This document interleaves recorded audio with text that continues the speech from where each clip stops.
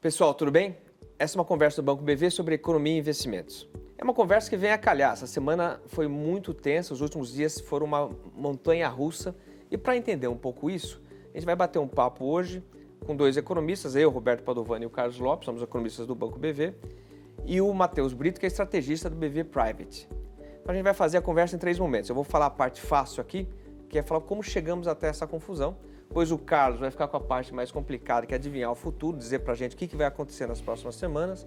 E aí uma parte tranquila também é para o Matheus falar como que a gente tem que fazer com os nossos investimentos nesse ambiente complicado. Então deixa eu falar aqui a história rápida de como a gente chegou até aqui. A gente está vivendo o coronavírus. O coronavírus não é uma doença letal, mas ela tem um contágio muito rápido. O problema desse contágio ser rápido é que todos vão ao hospital no mesmo tempo e isso pressiona o sistema de saúde de todos os países. O único jeito para resolver isso é o que a China fez, é uma barreira sanitária que impede circulação de pessoas e mercadorias, só que isso bate na economia, porque você não produz, você não tem comércio, e fazendo isso com todos os países ao mesmo tempo, você tem uma contração da economia mundial como a gente raramente vê. E aí você tem uma questão é saber, bom, quanto tempo esse negócio vai durar, quão profundo pode ser a crise. Ninguém sabe quanto que vai ser, quanto tempo vai durar o contágio, como que vai bater na economia. Para piorar, o mercado de petróleo não ajuda porque os preços despencaram. Tudo bem que gasolina barata é bom, só que nesse momento você tem muita incerteza e o preço baixo reflete uma demanda fraca no mundo e fora as tensões entre a Arábia e Rússia.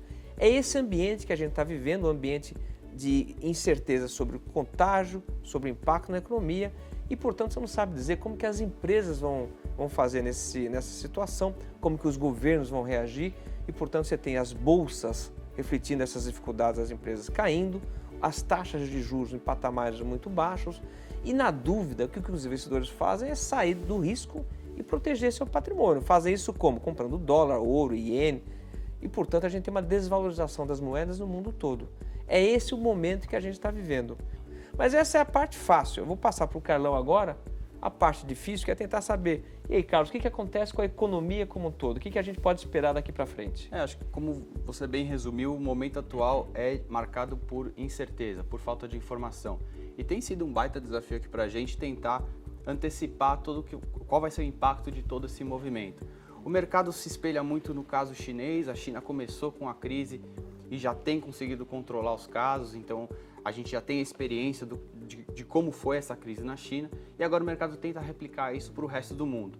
Na Europa a gente está tendo as primeiras medidas aí de contenção de maneira mais agressiva, então o mercado está esperando, vendo como é que a situação evolui na Europa para ver se consegue replicar essa mesma expectativa para os outros países, como no caso dos Estados Unidos e no caso brasileiro. O Brasil foi um dos últimos países aí a entrar nesse processo, então é natural agora a gente esperar que essa situação vai evoluir aí dentro das próximas semanas, principalmente.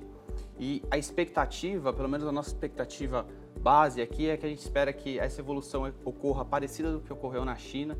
Então a gente deve ter uma normalização desse processo aí dentro de 2 meses. E se isso acontecer, a gente provavelmente vai ter um impacto moderado sobre a economia. Não vai ser aquele otimismo todo do início do ano, um crescimento acima de 2%, vai ser bem abaixo disso, mas ainda é considerado um impacto moderado na economia. Se essa crise se estender, aí sim a gente pode caminhar para um cenário diferente, mas ainda essa não é a nossa expectativa.